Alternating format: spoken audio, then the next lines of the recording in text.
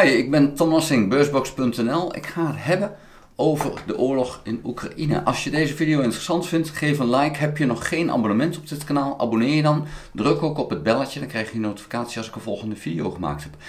Oekraïne heeft meer dan 500.000 voor Rusland vechtende soldaten uitgeschakeld. En uitgeschakeld is dan of gedood, of zwaar gewond, of gevangen genomen. Nou is het zo dat een deel van die soldaten, de gevangen genomen soldaten, de gewonde soldaten, een deel ervan zal mogelijk weer terugkomen op het slagveld. Dat is een feit. Maar 500.000 is toch wel eventjes een moment om dan een video over te maken. Hoe staat het met die oorlog? Waar zou het eventueel naartoe gaan? Daar wil ik het nu over gaan hebben. En die 500.000 is een schatting. Het is een inschatting.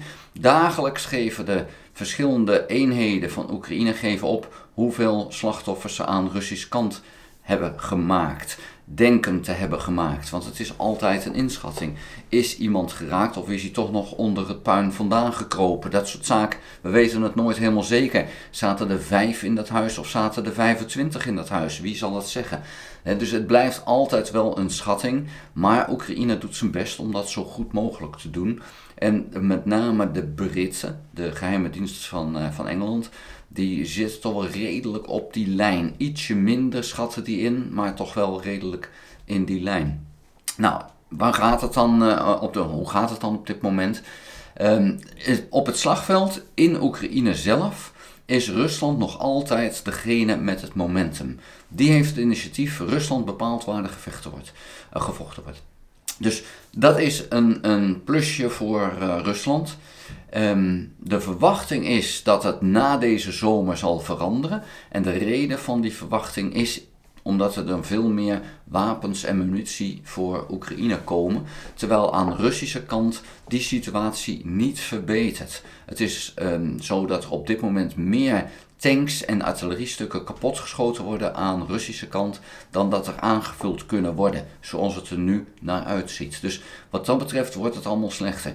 Wat nog veel belangrijker is aan de Russische kant, is dat radarsystemen en luchtafweersystemen aan de Russische kant kapotgeschoten worden, die op dit moment simpelweg niet vervangen kunnen worden door Rusland. Ze hebben veel van dat spul, maar als het kapotgeschoten wordt, kan niet vervangen worden, dus ergens anders zal er dan een gat moeten vallen om het hier in Oekraïne weer aan te kunnen vullen. Op het slagveld, dus in Oekraïne, Rusland nog aan de bovenliggende kant. Rusland bepaalt ook waar dan een nieuwe gevechten gaan plaatsvinden. Wij zien nu dat Kharkiv een gevechtsplek is boven Kharkiv. En wat we gisteren hebben gezien is dat Rusland heel bewust bommen op winkelcentra gooit. Dat heeft niks met de oorlog te maken, dat is puur terrorisme. Maar dat is de manier waarop Rusland hoopt deze oorlog te kunnen winnen. De burgers te raken. Nou, dat is dan fijn voor Rusland, hartstikke leuk. Maar zo vecht Rusland. Sumy is de andere plaats waar Rusland mogelijk hetzelfde wil gaan doen. En dat is puur gedaan, en dat wordt gedaan, om de Oekraïnse soldaten te spreiden. Want Oekraïne heeft wel een probleem met de hoeveelheid soldaten die ze aan het front kunnen leggen. Dat is echt wel een puntje waar Oekraïne aan werkt en aan moet werken. En Rusland heeft wat dat betreft iets meer soldaten. De kwaliteit van de soldaten, dat is wel een verschil. Die Russische soldaat die liep vorige week nog op straat in Nairobi of in Moskou. Nou, niet in Moskou, want vanuit Moskou worden mensen niet opgeroepen, maar een Russische stad. Terwijl de Oekraïense kant, die soldaten die krijgen minstens 6 weken en soms zelfs 3 of 6 maanden opleiding voordat ze dus in de gevechten gebracht worden. Het andere punt waar we het over moeten gaan hebben is dan de aanvallen van Oekraïne op Rusland, maar dan bijvoorbeeld in de Krim. Alles is erop gericht bij Oekraïne om de Krim te ontmantelen, als het ware, voor Rusland. Dus er worden bijna dagelijks raketten afgevuurd op doelen in de Krim. En dat zijn dan doelen zoals radarstations, maar ook vliegvelden. En daar mogen ook de Amerikaanse en Engelse wapens gebruikt worden. Diezelfde doelen zijn er ook in Rusland, maar die mag Oekraïne nog altijd niet bestoken. En ja, dat is natuurlijk een hele foute situatie, een oneerlijke situatie. Je vecht tegen één van de wereldmachten in de wereld, maar die mag je niet met Amerikaanse wapens beschieten in Rusland. Nou, dat moet echt veranderen. Als dat verandert, zou dat echt wel wat betekenen op het slagveld. Maar op dit moment is het nog steeds zo dat Oekraïne met één hand op de rug moet vechten. Aan de andere kant is het zo dat Rusland in Oekraïne de infrastructuur blijft beschieten. De elektriciteitssituatie voor Oekraïne is dramatisch en gaat ook een probleem worden in de aankomende winter. Want er is gewoon te weinig elektriciteitscapaciteit om een hele bevolking van elektriciteit te voorzien. Dus wat er nu gebeurt is dat er heel veel generatoren naar Oekraïne gestuurd worden om het probleem dan zoveel mogelijk op te lossen. Maar we praten over een bevolking van 35 miljoen mensen die nog in Oekraïne is. En die voorzien van generatoren is echt wel een uitdaging. Dus daar zit toch wel een puntje wat opgelost moet worden.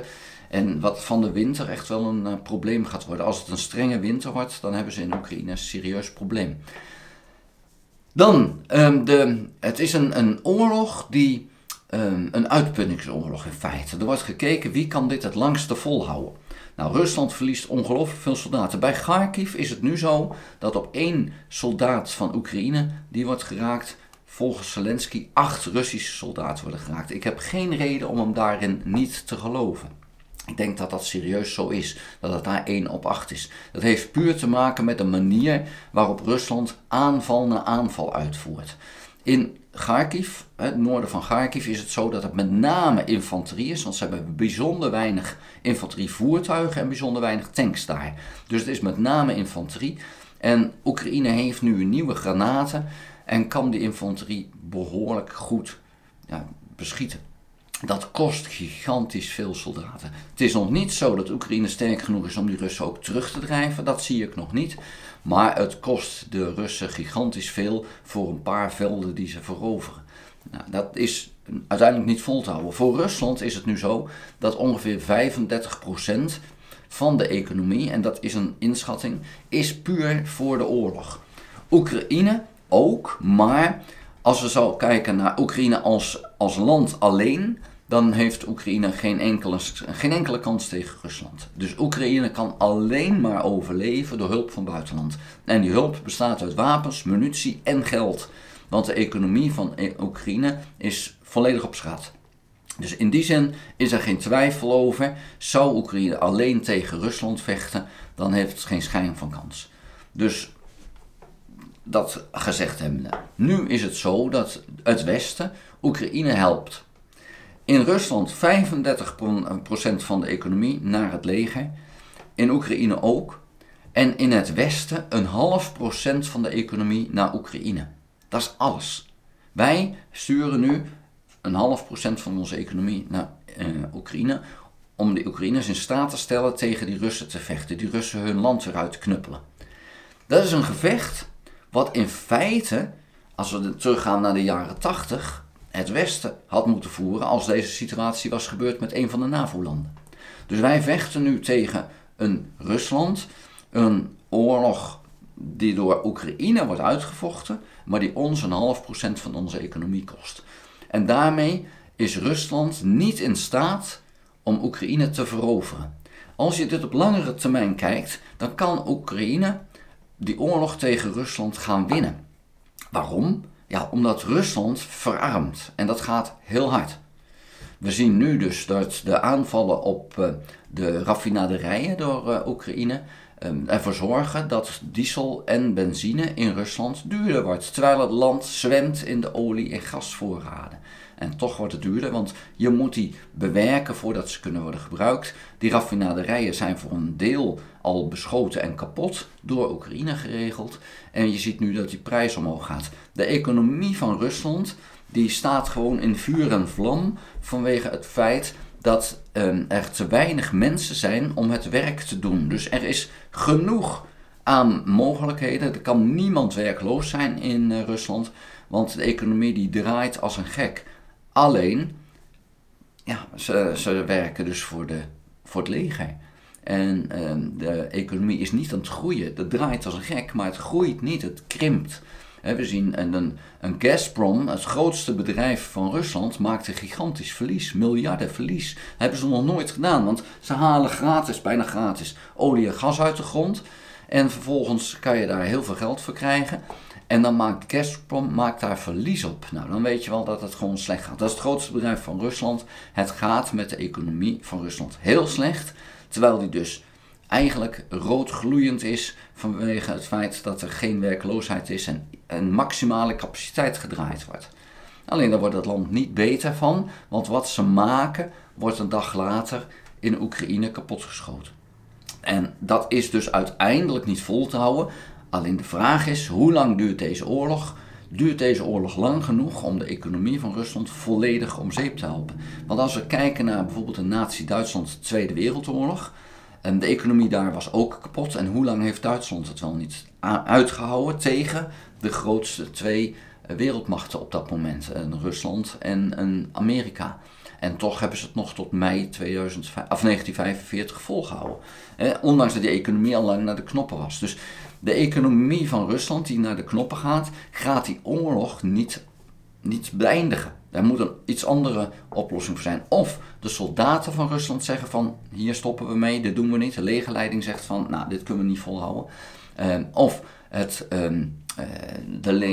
de politieke leiding zegt van, oké, nu stoppen we ermee. Dat zou kunnen gebeuren op het moment dat een Poetin komt te overlijden, op welke manier dan ook.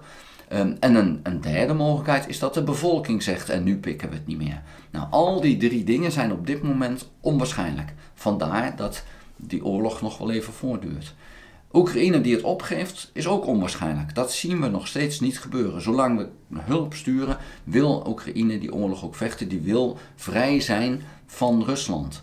Er wordt wel eens aangegeven, als wij nu stoppen met hulp geven, dan stopt die oorlog. Ja, dan stopt die oorlog en dan krijgen wij 20 miljoen vluchtelingen uit Oekraïne, krijgen wij hier in West-Europa. Is dat wat wij willen? Nee, dat willen we ook niet. En die 20 miljoen Oekraïners, die blijven hun Oekraïne vrij willen hebben. Dus dan zal er toch wel een constante oorlog zijn. Dan zal er ook in Oekraïne blijvend zal het zo zijn dat daar dan opstandelingen iedere keer weer aanslagen blijven plegen. Dat zal een voortzetting zijn. Dus het is geen oplossing door te zeggen, wij sturen geen hulp meer. Oekraïne verliest, Rusland heeft Oekraïne gewonnen en dan houdt het op. Nee, dan houdt het niet op. Daarbij is het dan zo dat Oekraïense mensen dan zodanig, degenen die gebleven zijn, zodanig gemanipuleerd zullen worden, dat Rusland die oorlog tegen Europa via Oekraïne door gaat zetten. En daar liggen wel onze wapens en dergelijke. En die worden dan ingezet tegen ons. Oekraïne mag dit niet verliezen. Laat dat duidelijk zijn. Daar is het nu gewoon te laat voor. En het hoeft ook niet te verliezen. Want we zien nu dat Rusland dit nu al niet volhoudt. Oekraïne was de afgelopen maanden ongelooflijk zwak. Had geen wapentoevoer vanuit het Westen. Had geen munitie meer. En toch wist Oekraïne het vol te houden. Rusland kon dat toen niet winnen. Nu komen de wapens en de munitie weer in grote hoeveelheden. Europese wapenproductie loopt erop, munitieproductie loopt erop, Amerikaanse productie loopt op. Dus nu komt het binnen. Aan Oekraïne is het nu om genoeg soldaten te creëren, of eigen bevolking, of een vreemdelingenlegioen.